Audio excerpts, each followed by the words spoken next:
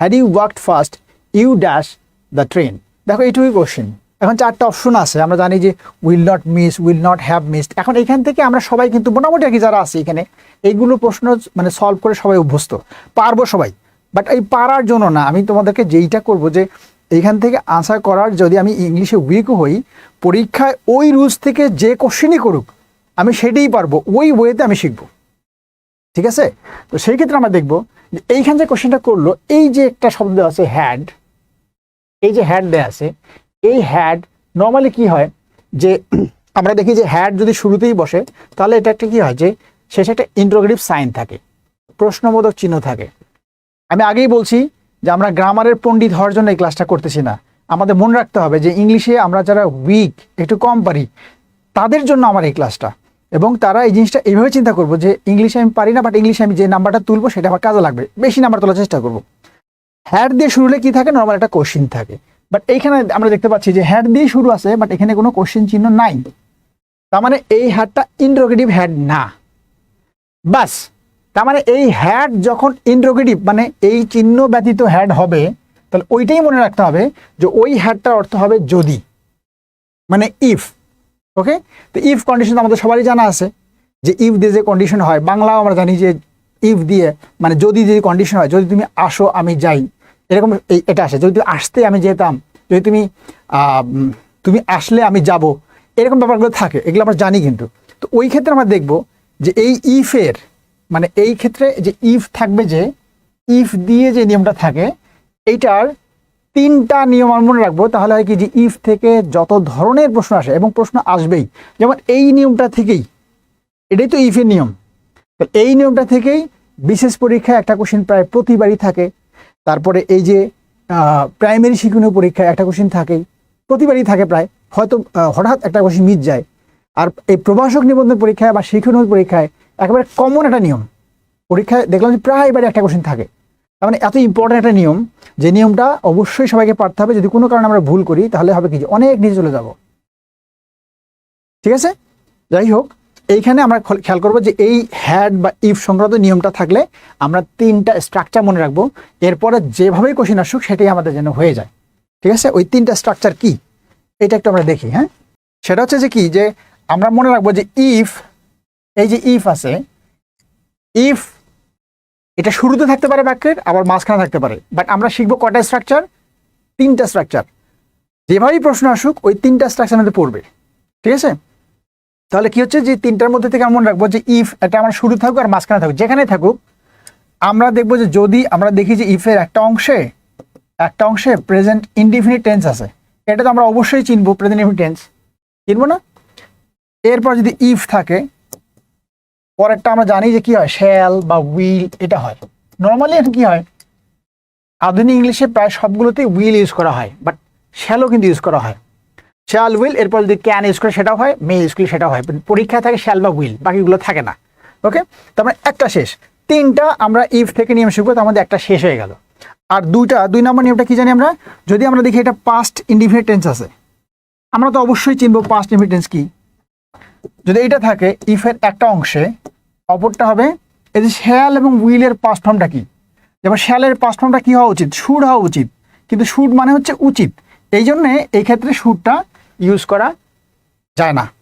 Shall এবং will যাই থাকুক এখানে হবে উড।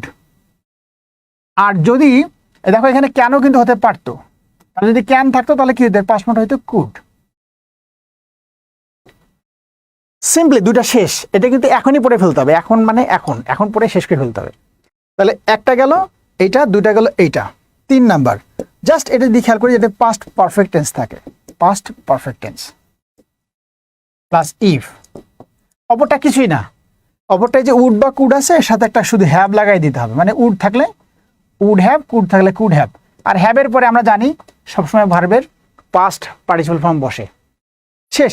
এই তিনটা নিয়ম আমাদের প্রত্যেকেরই জানা আছে, বাট খেয়াল করতে হবে যে এই তিনটা নিয়ম থেকে এই শ্যাল, উড হ্যাভ এগুলো কিন্তু শুরুতে দিতে পারে, মানে গ্যাপ হয় এখানে গ্যাপ দেবে অথবা এখানে গ্যাপ দেবে। যদি এটা শুরুতে উড হ্যাভ শুরুতে দিল, তাহলে অপর অংশ আমার জানা আছে কি হবে, পাস্ট পারফেক্ট টেন্স হবে। শুরুতে যদি শুধু উড দেয় বা শুধু কুড দেয়, তখন অপর অংশ কি হবে, সিম্পল পাস্ট ইনডিফিনিট টেন্স হবে, পাস্ট পারফেক্ট টেন্স হবে না। মানে এই অংশ শ্যাল বা উইল শুরুতে দেওয়া আছে, তাহলে অপর অংশ কি হবে? সিম্পলি প্রেজেন্ট ইনডিফিনিট টেন্স হবে। এখন এখান থেকে প্রশ্ন সে যেভাবেই দিক, উল্টাপাল্টা করে যেভাবেই দিক, প্রশ্ন কিন্তু পারা উচিত, প্রত্যেকেরই পারা উচিত। যেমন আমি যদি বলি ইফ হি কামস, এখন এটা যে ইফ শুরুতে আছে, আমি বলছি কি ইফ শুরুতে থাকুক আর মাঝখানে থাকুক, এটা চিন্তা করার দরকার নাই। ইফ হি কামস, এই যে কামস দেখে চিনতে হবে কামসটা কোন টেন্স। আমরা সবাই চিনি যে কামস হচ্ছে প্রেজেন্ট ইনডিফিনিট টেন্স। তাহলে একটা প্রেজেন্ট ইনডিফিনিট হওয়া মানে অপরটা কি হবে? I dash go. তাহলে এই গোটা কি হবে? গোটা হবে আই শ্যাল গো বা আই উইল গো। ঠিক আছে, আই শ্যাল গো বলা যায়, আই উইল গো বলা যায়। বাই চান্স যদি আই শ্যাল গো এবং আই উইল গো দুটোই দেওয়া থাকে, তখন শ্যালটা বেশি কারেক্ট, কারণ আই এর সাথে শ্যালটা বেশি গ্রহণযোগ্য। আই শ্যাল গো বা আই উইল গো দুটোই কারেক্ট। শেষ। এখন এটা ধরা বললো যে আই উইল গো, এটা বলছে, এটা বলে নাই, আই উইল গো আগে বলছে। আমি এটা মুছে দেই। ধরো এটা বলছে আই উইল গো, এবার ইফ মাঝখানে, ওখানে ইফটা শুরুতে ছিল, এবার ইফটা মাঝখানে আছে, I will go if he come, এইটা ব্র্যাকেট দিল। তাহলে আনসারটা কি হবে? তাহলে একটা কোশ্চেন কিন্তু সিম্পল, আমরা কি জানি যে একটা অংশ দিয়ে দিলেই হলো, অপরটা আমি আনসারটা বের করে ফেলবো। তাহলে এটা কি দেওয়া আছে? আমরা দেখলাম যে ইফের, এটা ইফ দেওয়া আছে, এটা আমার হচ্ছে কিওয়ার্ড, ইফের একটা অংশ আছে উইল, তাহলে অপরটা হবে কি? Present indefinite tense. এই যে শ্যাল বা উইল যে একটা থাকে, তাহলে অপরটা হয় প্রেজেন্ট ইনডিফিনিট টেন্স। তাহলে আনসারটা কি হবে? কামস হবে। অপশন থাকবে কামস, কেম, উইল কাম, আমরা কি দিব? শুধু কামস দিব।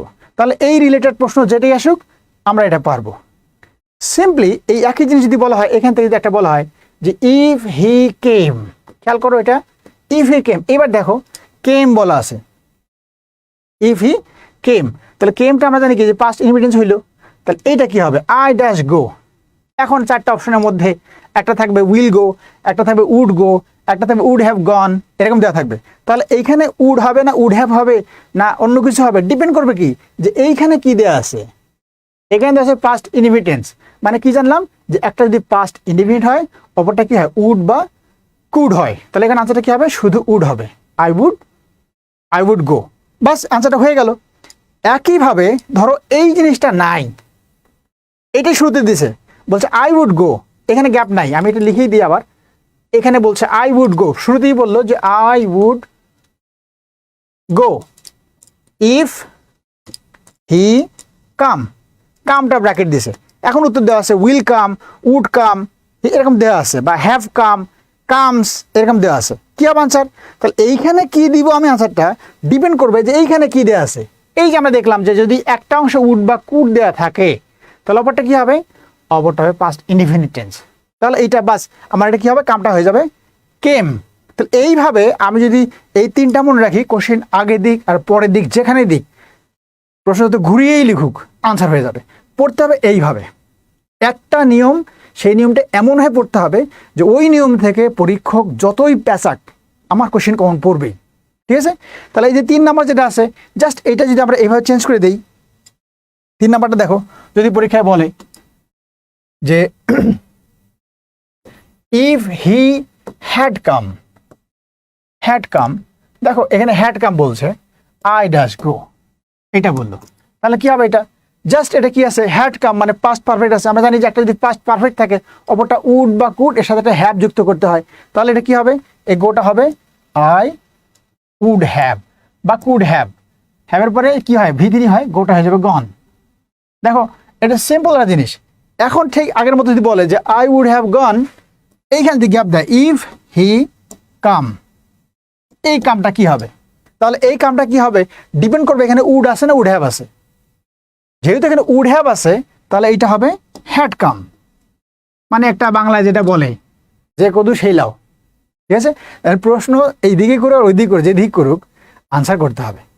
মানে তুমি ইংরেজিতে যতই দুর্বল হও, এইটুকু তোমার মাথায় অবশ্যই আছে যে এই যে কোন দিকে কি থাকলে কি হয়। তাহলে আমরা দেখছিলাম কি যে আগেরটা কই পাবো? আগের এটা আমরা কি দেখছিলাম যে এই যে ইফ কন্ডিশন, এই ইফ কন্ডিশনের যে 3টা নিয়ম, যদি একটা প্রেজেন্ট ইনডিফিনিট থাকে, অপরটা হবে শ্যাল বা উইল। একইভাবে যদি শুরুতেই শ্যাল উইল থাকে, তাহলে অপরটা কি হবে? প্রেজেন্ট ইনডিফিনিট টেন্স, যেটা আমরা একটু দেখলাম। এই ইফের একটা যদি পাস্ট ইন্ডিফিনিট থাকে, অপরটা হবে উড বা কুড। এই একটা যদি শুরুতে যদি উড বা কুড থাকে, তাহলে অপর অংশে কি হবে? পাস্ট ইন্ডিফিনিট হবে, মানে যে কদু সেই লাউ। আবার একটা যদি পাস্ট পারফেক্ট থাকে, অপরটা হবে উড হ্যাভ বা কুড হ্যাভ প্লাস V3। একইভাবে শুরুতে যদি উড হ্যাভ বা কুড হ্যাভ V3 থাকে, অপরটা হবে পাস্ট পারফেক্ট টেন্স।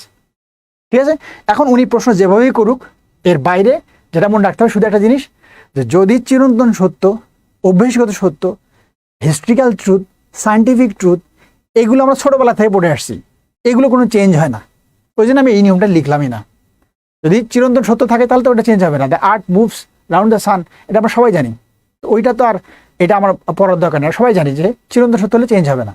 এছাড়া এই তিনটা নিয়ম পড়লে আমরা বিশেষ পরীক্ষায় হোক বা যেই পরীক্ষা হোক, ইংরেজির 1 নাম্বার হাতছাড়া হবে না। ঠিক আছে, এখানে শুধু একটা জিনিস আমি বলতে চাই, যে কটার দরকার হবে সেটা হচ্ছে যে এইটা যদি এইভাবে বলে, জাস্ট এটা একটু খেয়াল করতে হবে। ইফ আই হ্যাড কি, if I had a mobile, if I had a mobile, মানে এটা মোবাইল তো সবার কাছে আছে। মোবাইল না লিখলেই ল্যাপটপ, ল্যাপটপ সবার কাছে থাকে না, ল্যাপটপ সবার কাছে থাকে, এখন ল্যাপটপও থাকে। If I had a laptop, এই যে if I had a laptop, এখন এটা দেখতে হবে if I had a laptop মানে কি। If I had a laptop, এটা কি, আমার যদি একটা ল্যাপটপ থাকতো, আই ড্যাশ ওপেন কি, একটা জিমেইল অ্যাকাউন্ট, বাস লিখলাম। এখন এই যে ওপেনটা আমার কি হবে, এটা হচ্ছে প্রশ্ন। এইবার আমি খেয়াল করি যে এইখানে যে হ্যাডটা আছে, দেখো এই জায়গা থেকে বিশেষ পরীক্ষা সবচেয়ে বেশি কোশ্চেন আসে। আর নর্মালি কি হয় যে এখান থেকে আসে, প্রভাষক নিয়মিত পরীক্ষাও আসে, অন্যান্য পরীক্ষাও আসে, বাট বিশেষ পরীক্ষাটা একটু বেশি আসে। ওকে, এখানে খেয়াল করি যে এই যে হ্যাডটা আছে, এই হ্যাডটা এখানে খেয়াল করবো যে হ্যাডের পরে আর কোনো ভার্ব নাই। এখানে had itself is main verb, এটা বুঝি কিনা, যে এই হ্যাডটা কিন্তু এখানে অক্সিলারি না, এই হ্যাডটা হচ্ছে মেইন ভার্ব, কারণ এই হ্যাডের পরে কোনো ভার্ব নাই। তাহলে এই হ্যাডটা যদি মেইন ভার্ব হয়, তাহলে এটা কোন টেন্সে আছে? ঠিক আছে, এটা বুঝতে হবে যে এটা হচ্ছে পাস্ট ইনডিফিনিট আছে, বিকজ এই যে হ্যাভ যদি হয় ভার্বের প্রেজেন্ট ফর্ম, তাহলে এটার পাস্ট ফর্মটা কি? হ্যাড, পাস্ট প্রেজেন্ট ফর্মও হ্যাড। যেমন গো যদি হয় প্রেজেন্ট ফর্ম, গো এর পাস্ট ফর্ম কি? ওয়েন্ট, পাস্ট প্রেজেন্ট কি? গন। ঠিক আছে, ওইরকম হ্যাভ প্রেজেন্ট ফর্ম, এটা পাস্ট ফর্ম, এটা পাস্ট প্রেজেন্ট ফর্ম। তাহলে এইটা আমরা খেয়াল করব যে এইটা হচ্ছে পাস্ট ফর্ম। তাহলে আমরা জানি কি, যে ভার্বের পাস্ট ফর্ম থাকলে ওইটা কি হয়? উড হ্যাভ হয় না, শুধু উড হয়, শুধু উড হয়। তাহলে এটা কি হবে? I would open. এইটা তো আমরা সবাই জানি। খটকাটা কোন জায়গায় লাগে জানো? জাস্ট একটু খেয়াল করো, এই যে হ্যাডটা এখানে লিখছে না, এই হ্যাডটা কিন্তু উঠে দাও। এই হ্যাডটা উঠে, যে হ্যাডটা যদি শুরুতেই আসে, ধরো ওই হ্যাডটা এখানে আসলো, আর কিছু নাই, এখন একটু খটকা লাগে যায় যে হ্যাড আই ল্যাপটপ।